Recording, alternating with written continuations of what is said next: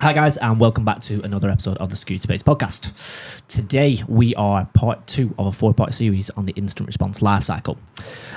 Two familiar faces, Simon, James. Simon, okay to give a quick introduction if that's okay? Of course, I'm Simon Lang. I'm the Global Head of Digital Forensics and Incident Response at CyberClan.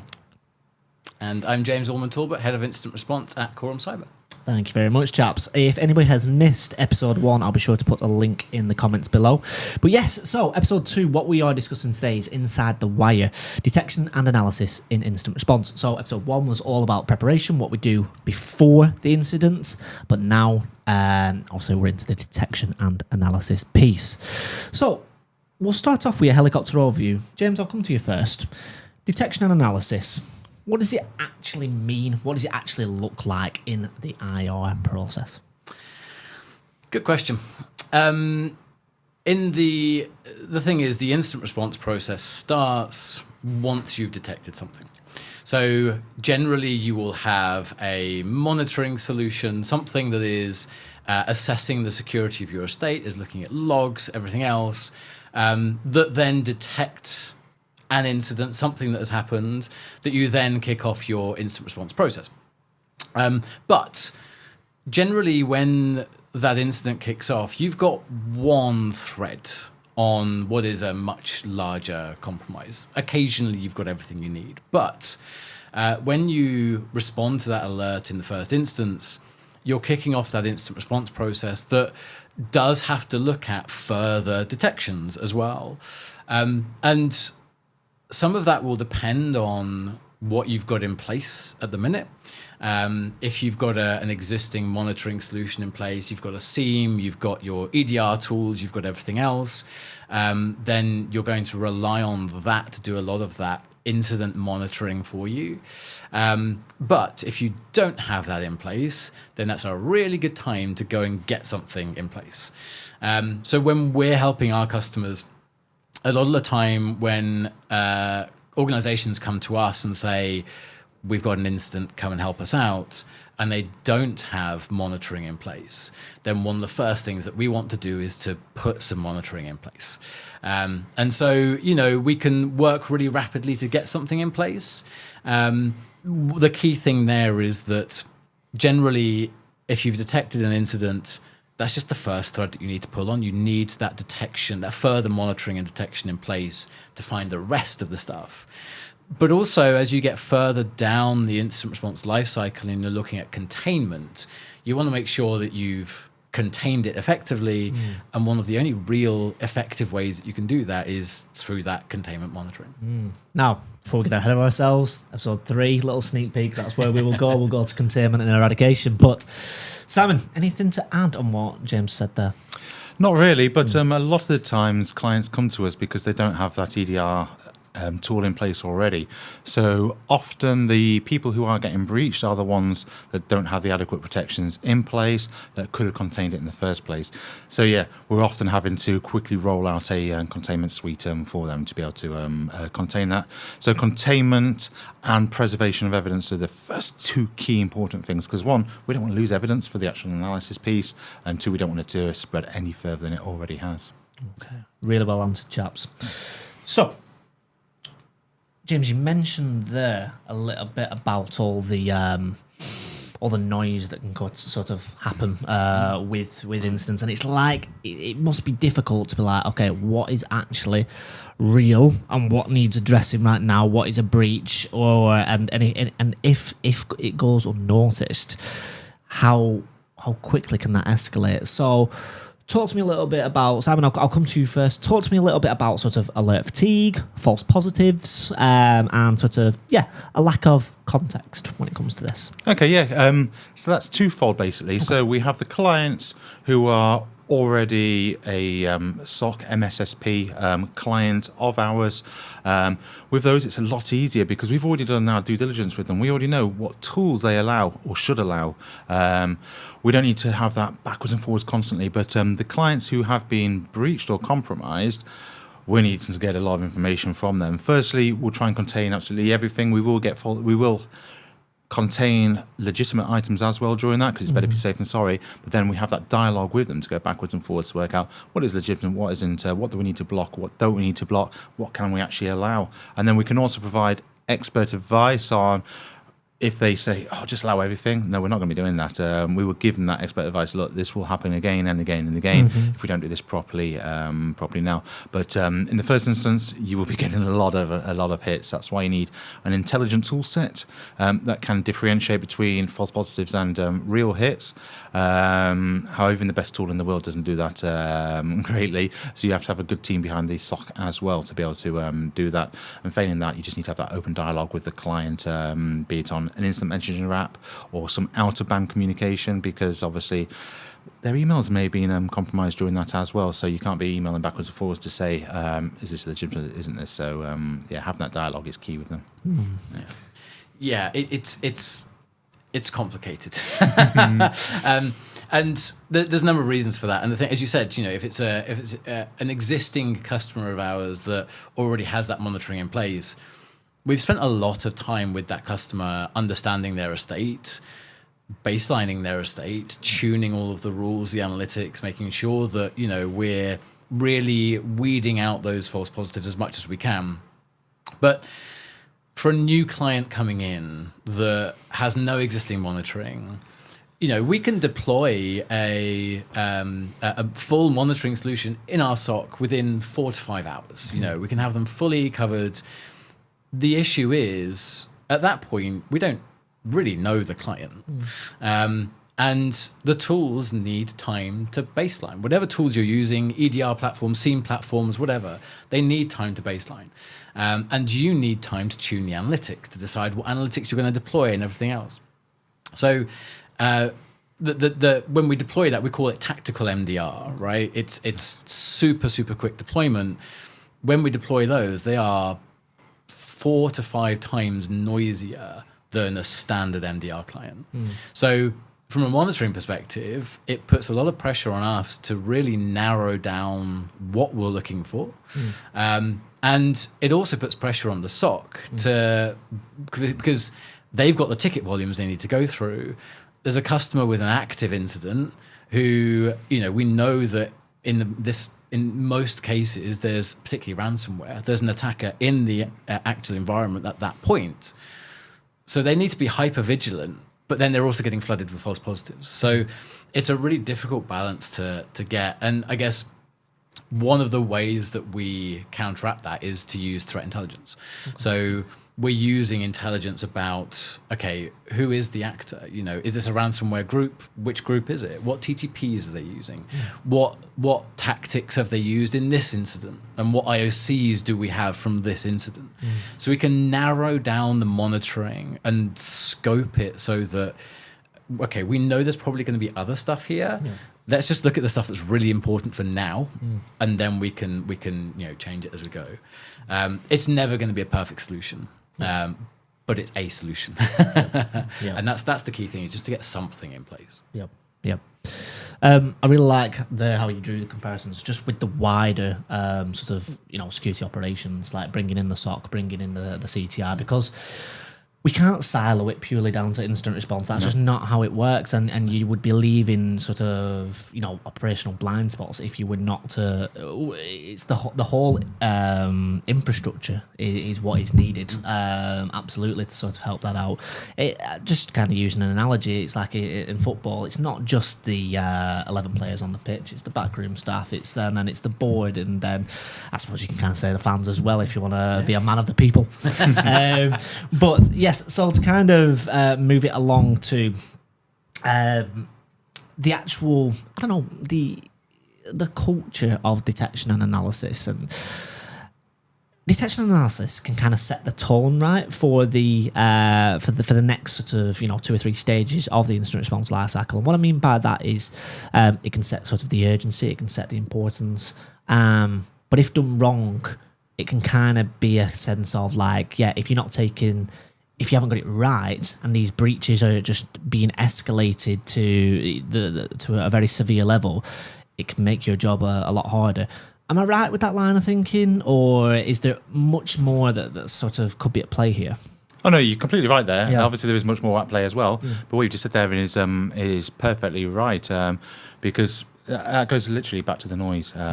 We need to be surgeons with this. We need to pinpoint exactly what has happened with the root cause, with all that. So, yeah, and just to caveat a step back, we both mentioned that existing clients of SOCs may get compromised. They may. It's very rare for that to happen. I just want to say that because the whole purpose of them coming to us is so we can monitor their environment and make sure that they are safe and secure. However, there is the very rare occasion that does happen, whereby we already have that baseline, etc. But I'll pass back. Yeah.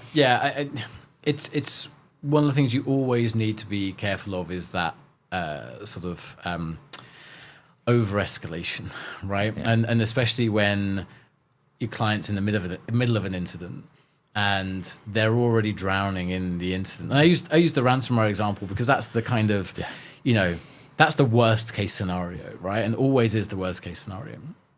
But what you don't want to be doing is flooding that organization with a ton of stuff when actually what we try and do is to take as much of that on ourselves as possible. So we use our incident response team a lot in those kind of scenarios where any detections during an incident will go through the incident response team before it goes to the customer. So the customer can focus on what they really need to focus on, and the incident response team can be that kind of filter. Because every organization that goes through a big attack, they never have enough resources, right? So part of our job is to act as that filter to make sure that they're focusing on what they need to focus on, and that we can hold a lot of that back from them when they don't need it. Now, and that puts a lot of pressure on us, but that's our job at the end of the day.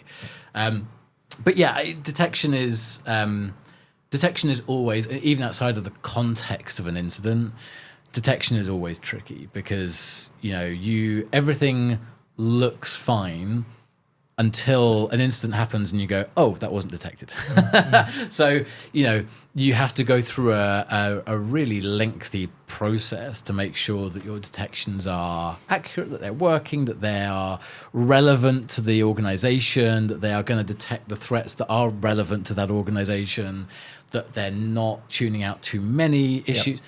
It's a nightmare. And the analogy I always use is, we've got a chain link fence, which is 100 miles long, but the attacker just needs one place to get in, right? We've got to defend this whole chain link fence that is changing and evolving on a regular basis, on a daily basis. We've got to protect it. The attacker just needs to find one way in, and they can do that any number of different ways. So yeah, it's as much about the evolution of that detection as it is about just getting it right. I don't think anyone is ever at a point where they can go, right, that's it. No. Detection, monitoring, done, complete. No. And if you're in that state, then you've got a shock to come your way because, you need to be constantly evolving it. Yeah. James, you touched on previously how CTI is linked with DNA. Now, I wanted to sort of ask you both about the evolving role of sort of EDR, NDR, CTI, and obviously the likes of SIEM tools as well when it comes to detection and analysis. Simon, what's your thoughts on the evolution of tech stacks when it comes to, actually detecting and analysing threats? So with the CTI, for instance, it's good to have that because it means you're not reinventing the wheel each time. You have that information available. You know what indicators of compromise this threat actor may be using, where they may be exfiltrating data to, and the like. So anything that you have, either internally or externally, because there are external sources for this as well, that you can leverage to make your lives easier. It means you can get to the root cause far quicker. It means you're also not burning hours that the client has to pay for, reinventing the wheel, basically, especially with the CTI aspects. And with the SIEM tools, it allows for aggregation of a lot more data into one focal point. So you can filter on everything rather than firewall logs. You're looking at in a web browser and then the EDR logs you're looking in another web browser. With this, it's all aggregated, so you can literally get and produce that timeline that you need to see. Okay, this was happening at these points with that. So yeah, all this, it just makes our lives so much easier. So we always push for that because it benefits the client at the end of the day. Yeah. And I suppose I will come to you in a second, James, but I suppose on that, you kind of touched on there about making your lives easier, and that's essentially what it's all about, isn't it? And I sort of wanted to ask you a little bit about how automation has sort of come into to your guys' work, in particular in Meantime to Detect as well. So has I know we've kind of touched on it, and I try and always stay away from how AI has affected our world, and because you can always get an eclectic approach, and it's been done before, and I don't want to kind of go down that rabbit hole. But automation when it comes to MTTD, it can only be a good thing, right? Because we talk all about this alert fatigue, all this noise. Surely this helps out. No, what's your thoughts on sort of automation, MTTD, making our lives easier? Yeah, no, you'd be foolish not to, I don't mean that in a bad way, but to not have some sort of automation, you're literally making your lives harder for the sake of it. Obviously, don't trust AI and the automation 100%. Peer review what's happening, do some due diligence checks as to that. But having that, it speeds it all up immensely. And when time is of the essence during a compromise, it can only be a good thing unless it's doing it right. Hence why you've got to be on top of it as well. Just do not rely 100% on that. Yeah. Anything else, James?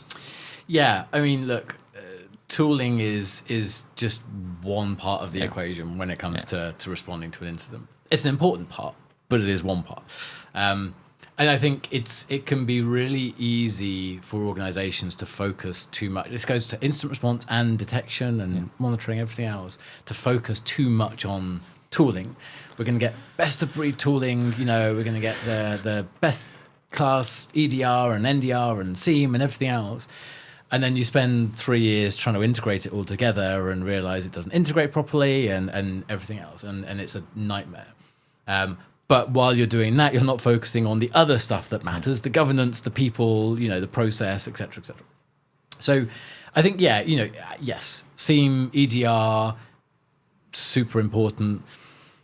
NDR, important depending on your architecture.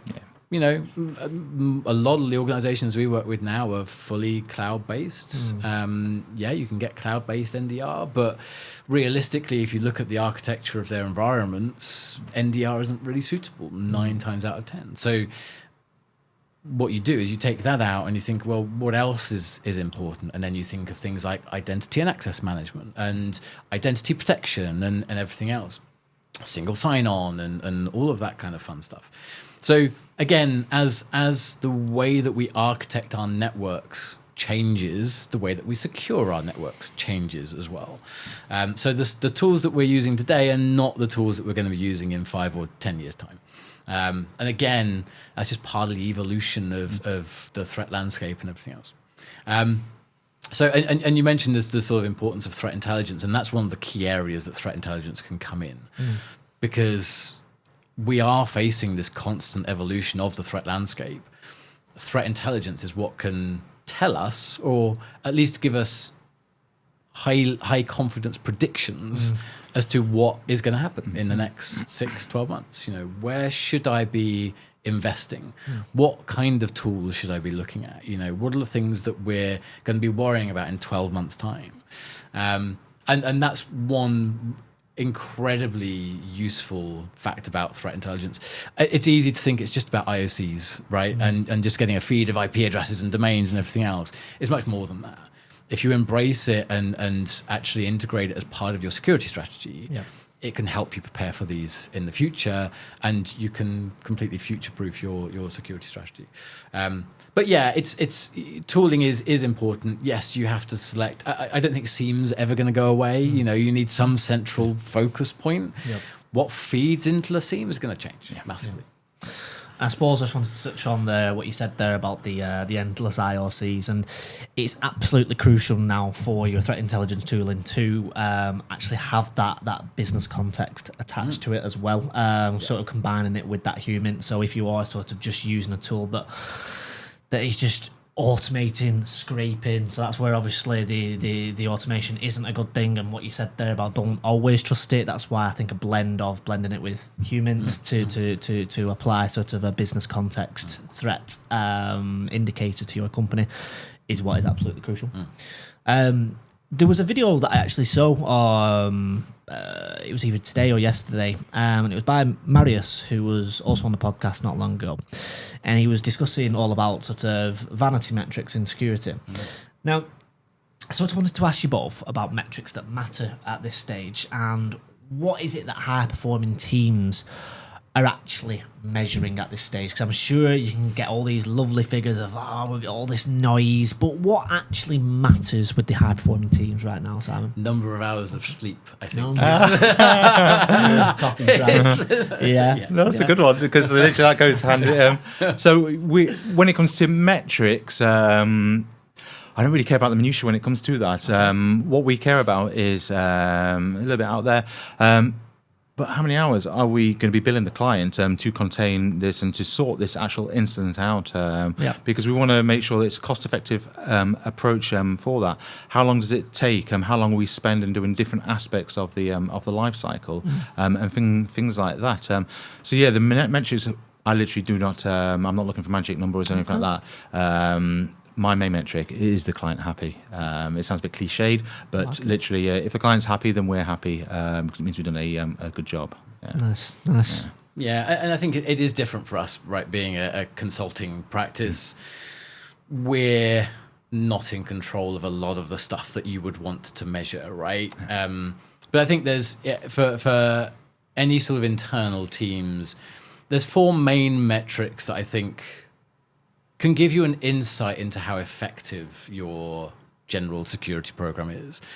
Mean time to detect, absolutely. Mean time to respond, mean time to contain, and mean time to recover. Yeah. Each of those 4 things gives you insight into a slightly different aspect of your response process, right? Mean time to detect, you're looking at, okay, are our detections working? Right? Are our detections actually effective?